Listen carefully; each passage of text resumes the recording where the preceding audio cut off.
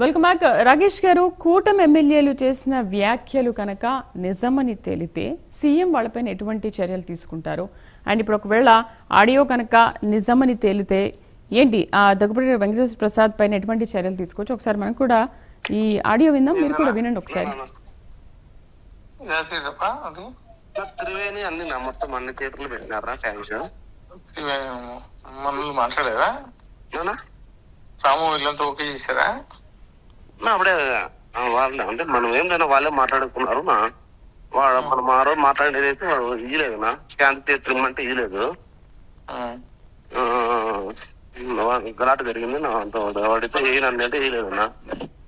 ఎవరు ఇచ్చినారు? ఇప్పుడు త్రివేణి గౌరీ కాంప్లెక్స్ పర్మిషన్ నా పర్మిషన్ గవర్నమెంట్ ఇచ్చింది. అది లేదు కదా, కాదన్నా స్టేరోయిడ్ సినిమా వేస్తున్నారు, పర్మిషన్ లేదు కదా. ఏంటి రాకేష్ గారు, మరి ఈ ఆడియో గురించి ఏమంటారు మీరు? ఒకవేళ నిజంగా ఈ ఆడియో కనుక మీరు చెప్పారు, కమిటీ వేశారు, ఎంక్వైరీ జరుగుతుంది అని చెప్పి, ఆ ఎంక్వైరీలో గనక నిజం తేలితే ఎటువంటి చర్యలు తీసుకుంటుంది? మీకు నేను గతంలో చెప్పాను, ఇప్పుడు కూడా చెప్తున్నాను. ఎన్డీఏ కూటమి ప్రభుత్వం చాలా క్లియర్గా ప్రతి అంశానికి ఏదైతే వచ్చిన ఆరోపణల మీద చంద్రబాబు నాయుడు గారే స్వయంగా స్పందించడం జరిగింది. ఏ ఒక్క నాయకుడు మాట్లాడే మాటలు పార్టీకి ఇబ్బంది పెట్టికరంగా గనక తేలితే వారి మీద ఖచ్చితంగా కఠినమైన చర్యలు ఉంటాయని చెప్పి క్లియర్గా చెప్పారు. మీరున్న ఆడియో లింక్ లో మీరు చెప్పిన మీ ఫోన్లో మీరు ఇప్పుడు లైవ్ లో చూపించిన లింక్ లో కనుక విన్నట్టయితే అక్కడ చెప్పింది ప్రభుత్వం రాష్ట్ర వ్యాప్తంగా పర్మిషన్ ఇచ్చింది.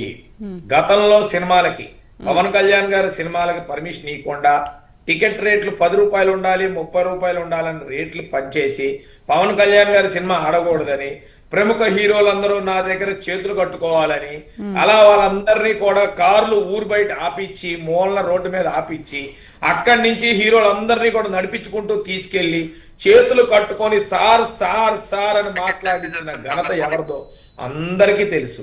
యావత్ రాష్ట్రమే కాదు, పక్క రాష్ట్ర ప్రజలు కూడా చూశారు. మరి అంతే విధంగా ఈ రోజు ఏ సినిమా రిలీజ్ అవ్వాలన్నా వారి అభ్యర్థన వస్తే ఇమీడియట్ గా అదే ఫీల్డ్ కి సంబంధించిన పవన్ కళ్యాణ్ గారు ముఖ్యమంత్రిగా ఉన్నారు కాబట్టి ముఖ్యమంత్రి గారితో చర్చించి ఇమీడియట్ గా అక్కడి నుంచి ఇక్కడ దాకా ఎవరు వచ్చి అడిగే పరిస్థితి లేకుండా ఒక వాట్సాప్ మెసేజ్ ద్వారా, ఒక లెటర్ ద్వారా ఒక ఇన్ఫర్మేషన్ అందిస్తే ఇమీడియట్ గా వాళ్ళకి కావాల్సినవి అన్ని కూడా చేసి పెడతా ఉన్నాను.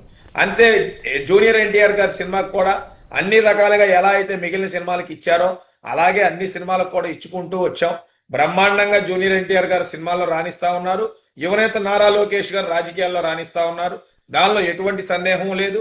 దాన్ని అనవసరంగా మసిబూసి మారేడికాయ చేసి ఈ రోజు ఏదో వివాదం చేయాలని ఎక్కడో ఒక ఆడియో లింక్ పట్టుకుంటే దాన్ని పట్టుకొని వివాదం చేసే పరిస్థితి చేస్తా ఉన్నారు.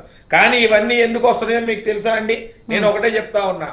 గత 4 రోజుల కిందకెళ్తే పులివెందల రిజల్ట్ వచ్చింది. పులివెందల ప్రజలు భారీ మెజారిటీతో ఆ జెడ్పీటీసీ ఎన్నికను టీడీపీ కైవసం చేసుకుంది. ఎక్కడా కూడా ముఖ్యమంత్రి గారు వెళ్ళి ప్రచారం చేయలా, ఉప ముఖ్యమంత్రి గారు వెళ్ళి ప్రచారం చేయలా. కేవలం అభ్యర్థి అని జిల్లా వాళ్ళు కొంతమంది నాయకులు టీం మట్టికే ప్రచారం చేశారు.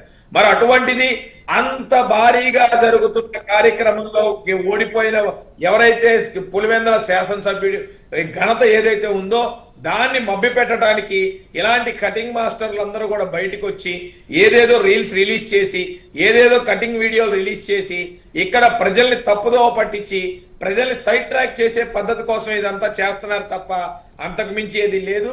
మేము ఇందాక చెప్పిందే. అంటే ఇప్పుడు పులివెందుల ఒంటిమిట్టలో మీరు గెలిచినందుకే ఈ రాజకీయ కుట్రలు అని వాళ్ళు చేస్తున్నారు, వైసీపీ కావాలని ఇవన్నీ బయట పెడుతుందంటారా?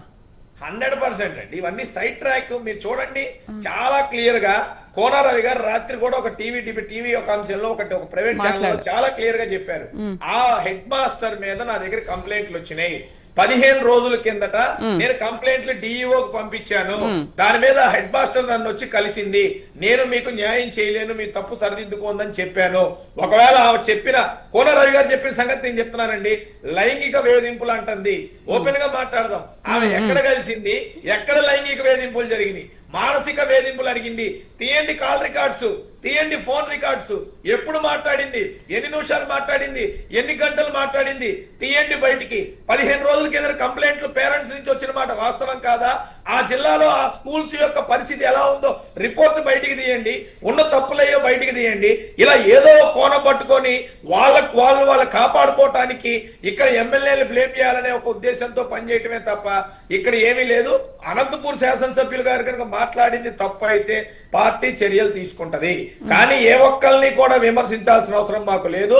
మా దృష్టి ప్రకారం నారా లోకేష్ గారు రాజకీయాల్లో బ్రహ్మాండంగా రాణిస్తున్నారు, నెలగా జూనియర్ ఎన్టీఆర్ గారు సినిమాల్లో బ్రహ్మాండంగా రాణిస్తున్నారు.